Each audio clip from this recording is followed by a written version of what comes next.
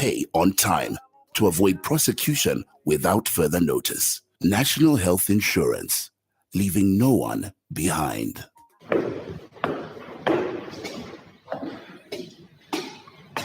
Wow, that over there is a very nice Ford. Have you seen it? Of course. I have been looking at it since we got here. My worry is how people manage such vehicles and where they buy genuine parts from. I'm sure there's nowhere else apart from Schumer Auto Parts. They are the only supplier of genuine Ford and Mazda parts, which comes straight from the manufacturer. They have everything in stock for both latest and ordinary Mazda and Ford. They also stock service parts such as diesel filters, air con filters, diesel pumps, steering pumps, turbochargers, engine overhaul gaskets, suspension parts, and body parts. If they don't have parts you're looking for, they can order within 5 to 10 working days. To top it up, Schumer Auto Parts also supply Maxxis tires and CST tires. Really? But where are they found? They are found on Chandram Sonda Road, Cruiser Auto Workshop in Lusaka. Call on 0979 2057 and 0960-747235. Email schumerautoparts@gmail.com. Schumer Auto Parts for all your genuine vehicle parts.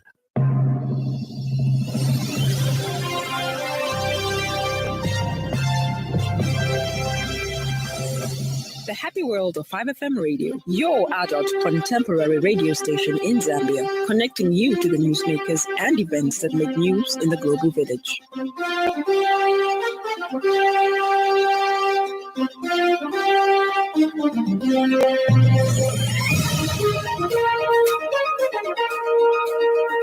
Good evening. This is the 5FM main news. The headlines.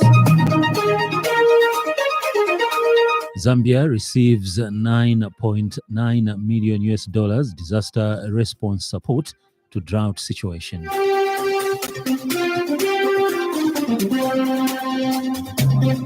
Breast cancer still a major public health problem in the country. South African President Cyril Ramaphosa set for re-election as DA gives backing.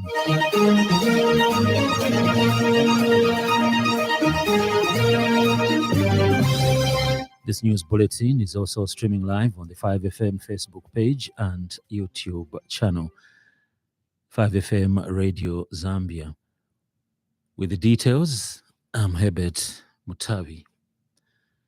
The Zambian government has today received $9.9 million disaster response support to the drought situation experienced in the last rainy season from African Risk Capacity, ARC, an insurance company created by members of the African Union.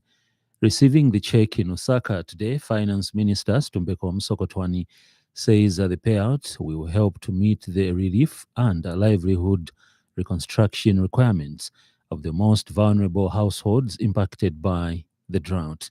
Dr. Msokotwani has also disclosed that Cabinet has decided that it will from now begin to pay premiums to the African Risk Capacity in full on an annual basis so as to ensure Zambia remains secure in the event that it faces disasters such as the drought.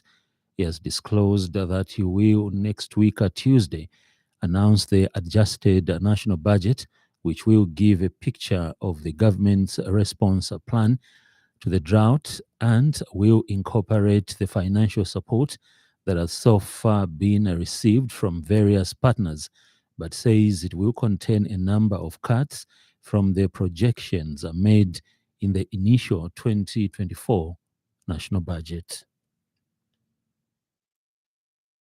The IMF have also indicated very strong support because of the drought.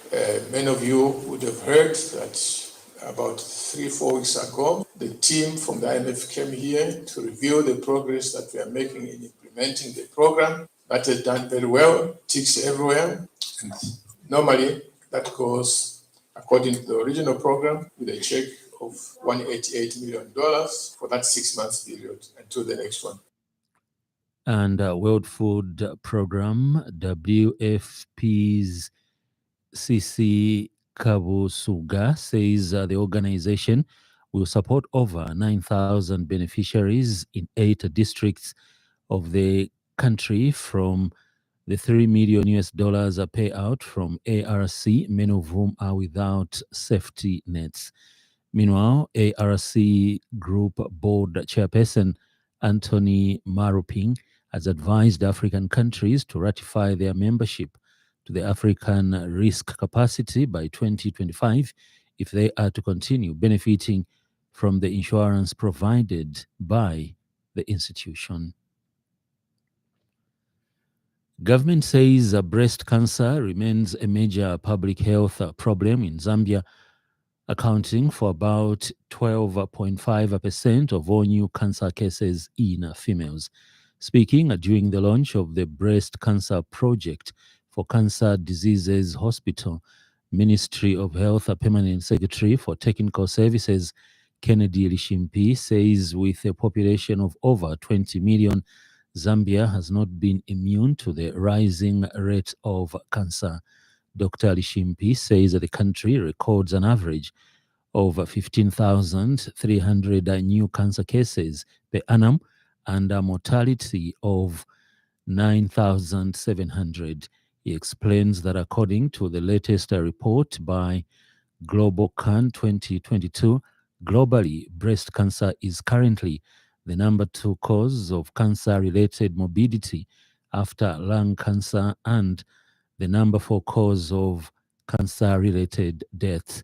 Dr. Lishimpi states that it is the number 1 cause of cancer-related illnesses among the global women population, except in sub-Saharan Africa, where cervical cancer leads the echelon. He says this project will support the ongoing cancer initiatives led by the Ministry of Health and the Cancer Diseases Hospital. Radiotherapy services care in Zambia is centralized with only one existing cancer center, the Cancer Diseases Hospital. Other challenges include a limited trained healthcare workforce, infrastructure, and paucity of data to inform appropriate interventions, medicines and technologies, and financing. Collaborations such as the one being launched today, the Sanofi TET MOH, are essential to realize the complete package of the 6 pillars of a robust health system that includes improved health financing, a well-trained health workforce. Patriotic Front faction chairperson of Information and Publicity, Mano Mwamba, has called on President Hakainde Hichilema to suspend State House officials named in Petauke Member of Parliament Emmanuel Banda's alleged abduction. Mr. Banda has named a State House Chief Communications Specialist, Clayson Hamasaka, President Hichilema as a Special Assistant for Politics, Levi Ngoma, and UPND Deputy National Youth Chairperson, Trevor Mwinde, as being involved in his alleged abduction and has sued the Attorney General and 3 others seeking protection of his rights and damages for causing his abduction. Mr. Mwamba says it is imperative that President Hichilema suspends the named officials and an independent inquiry into the whole saga is constituted to establish the truth. He also says UPND Secretary General Batuke Imenda must also suspend Mr. Mwinde until the matter is settled. He has since called on stakeholders such as the Law Association of Zambia, the church and civil society groupings to raise their voices on critical issues threatening the peace and security of the country. It is therefore imperative that to establish the claims of both abduction from Honorable J.J. Banda and of denial from Clayson Hamasaka and Levi Ngoma, that an independent inquiry is constituted to establish the truth. We've also expressed concern at the manner in which there seems to be a well-coordinated plot to cover up this crime. The Chingola Municipal Council has seized 2,952 packets of expired Laka Puffs snacks valued at 2,760 kwacha in Mwaiseni and other assorted expired food products in town centre valued at 5,366 kwacha. Assistant Public Relations Manager Evelyn Mulinga says this seizure was carried out by the council's health inspectors during a routine inspection in the district. Ms. Mulinga explains that the inspection team identified expired food products and promptly seized them from the stores to avoid any further circulation to the general public.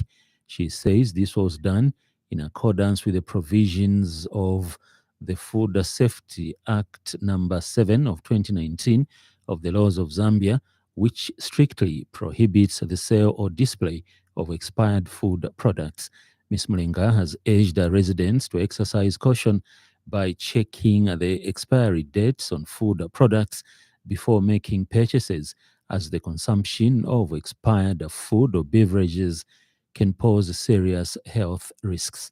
She has further cautioned all shop owners against selling expired food products to consumers, emphasizing that disregarding the directive poses a threat to public health and will not be tolerated by the local authority. As a local authority, we are calling on members of the public to take caution and ensure that they check expiry dates for the food and beverages before they can actually purchase them, because consumption of such can cause illnesses, in some instances even death. Then to the shop owners, we encourage that you make sure what you're displaying or selling is not expired and is fit for human consumption, because the law, that is the Food and Safety Act number 7 of 2019, prohibits the sale of expired foods and beverages.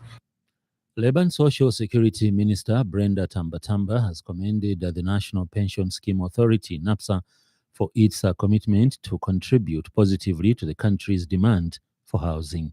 Speaking during the official flag-off of the sale of NAPSA Lilai serviced plots in Osaka today, the minister says that the project will afford more than 2,000 citizens an opportunity to own land for housing development under very flexible payment terms and conditions. She says that this will allow people to build their dream homes in a well-planned and serviced community.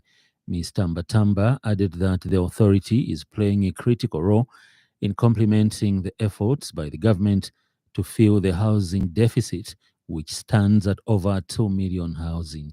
The NAPSA Lilai estate is a mixed use development strategically planned to cater for the needs of a diverse population, providing a total of 2,249 plots, which include residential, commercial, and civic and education spaces. It is therefore gratifying to note also that this project has paid particular attention to the provision of sewerage services that will ensure high levels of sanitation in this community unfolding here. Ladies and gentlemen, I am convinced that the development of these estates by prospective buyers of the plots will offer residents a safe, sustainable, and vibrant community which all the occupiers can safely call as their home. And NAPSA board chairperson Shipango Muteto says that the estate was purchased by the authority from Newlands International Limited in 2020, and it has since been remodeled, as well as serviced with key public utilities, namely water, sanitation, roads, electricity, and therefore ready for use. The plots are fairly sized, and I'm sure you must have already had access to the brochure that outlines where these plots are around this place. The plots, like I said, are fairly sized and at an average of about 18 by 30 meters for residential plots. In other news trending this evening,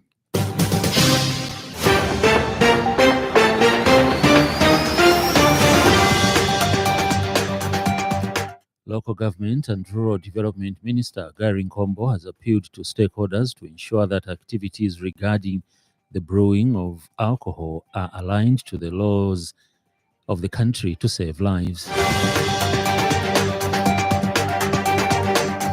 The Zambia Diaspora and Migration Foundation has noted with concern that despite a lot of efforts done at international level, diaspora and migrants are still facing exclusion from effective participation in the economic mainstream of their countries.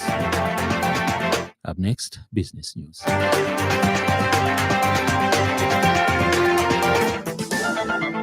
5FM Radio Business News. We mean business. Keep you current in commerce, trade, and industry, local and global. It's our business to keep you informed about business. Minister of Energy Permanent Secretary Peter Mumba has assured that the country's diesel stock is healthy, as it has 42 and 17 days of diesel in stock in Dar es Salaam and at Ndola Fuel Terminal. Speaking at a press briefing today, Mr. Mumba says there are some oil marketing companies who are given a go-ahead to supply diesel through the Tazama pipeline, but are not doing so. Mr. Mumba revealed that out of 18 firms who were nominated and allowed to supply diesel through Tazama pipeline, 5 of them have not been doing so. He has expressed a disappointment with the 5 companies that have failed to supply the commodity through the Tazama pipe, especially that 80% of diesel is transported through Tazama, while the other 10% comes by road. To suggest that we are going to run out of fuel tomorrow, etc., etc. We have 42 days of stock in Dar es Salaam, and in Ndola, 17 days. It is quite a healthy situation. Some people just like to talk about things. Ends the business news. 5FM Radio Business News. We mean business. Keep you current in commerce, trade, and industry, local and global. It's our business to keep you informed about business. In foreign news, Cyril Ramaphosa is set for re-election as South Africa's president after the country's second biggest party said it would back the African National Congress ANC leader following a government of national unity deal. The ANC, which came to power in 1994 after waging a decades-long battle against apartheid, lost its majority for the first time in last month's election and has spent 2 weeks locked in intensive behind-the-scenes talks with other parties. Here's a roundup from the BBC for other world news stories. Leader of South Africa's Democratic Alliance Party has hailed an agreement to form a government of national unity with the African National Congress as historic. John Steenhuisen said it would chart a new course for the country. The pact also paves the way for re-election as president of Cyril Ramaphosa for his second and final term. Niger's highest court has ruled that the former president, Mohamed Bazoum, should lose his immunity from prosecution, paving the way for him to be tried by a military court. The democratically elected leader has been detained for almost a year since being overthrown in a military coup. He's been accused of treason, undermining national security and financing terrorism. The last day of the G7 summit has been dominated by concerns surrounding China's excess industrial capacity. A draft statement seen by journalists speaks of concern about what it calls China's persistent industrial targeting and non-market policies, and practices that it says are leading to global spillovers and market distortions. In sports news, central defender Mats Hummels will leave Borussia Dortmund immediately, the Bundesliga club said on Friday, ending a partnership that stretched back to 2008 with a 3-year spell at Bayern Munich. Hummels' departure comes a day after head coach Edin Terzic left the Champions League finalists. The 35-year-old Hummels, who did not make the cut for Germany's Euro 2024 squad, despite a strong season, that saw Dortmund reach the Champions League final before losing to Real Madrid had 2 spells with the Ria Valley outfit. We now have the evening weather report. Stay tuned.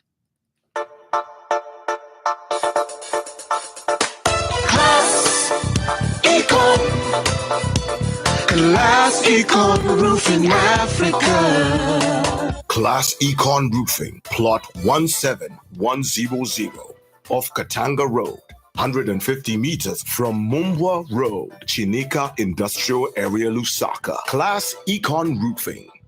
Class plus economy. Class Econ. Class Econ Roofing Africa. Class Econ. A relatively dry airflow from the southeast continues to influence the weather over most parts of Zambia, resulting in mainly sunny and warm to hot weather conditions. Ends the weather report.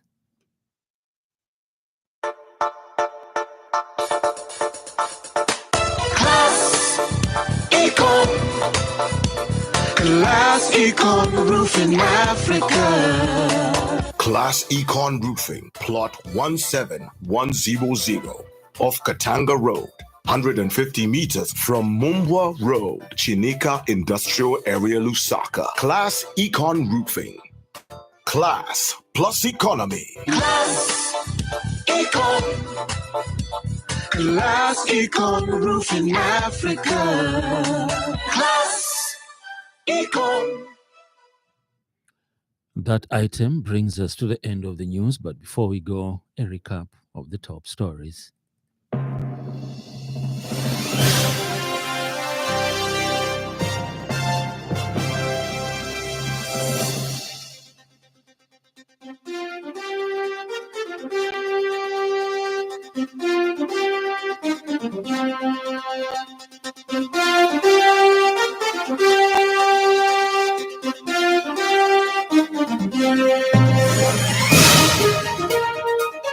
Zambia receives $9.9 million disaster response support to drought situation.